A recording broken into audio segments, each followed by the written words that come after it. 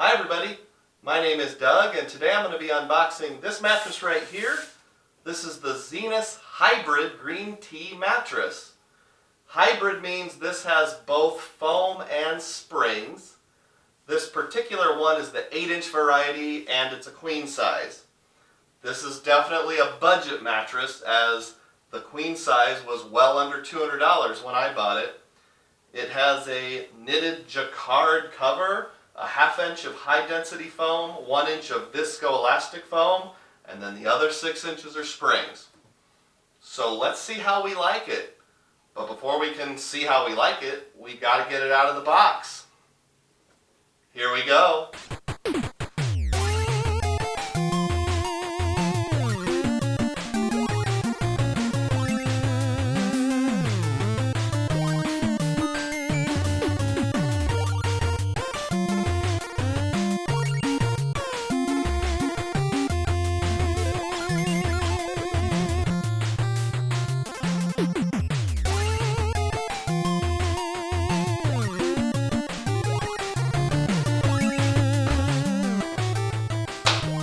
All right, got that done.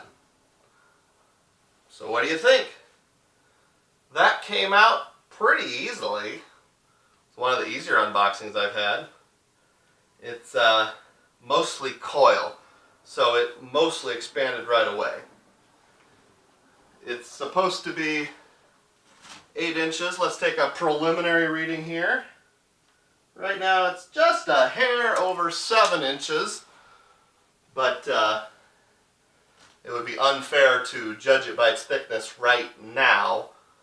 Most compressed mattresses you should allow 2 to 4 hours before you get a real good reading, and really you should allow a full 24 hours before you start sleeping on it.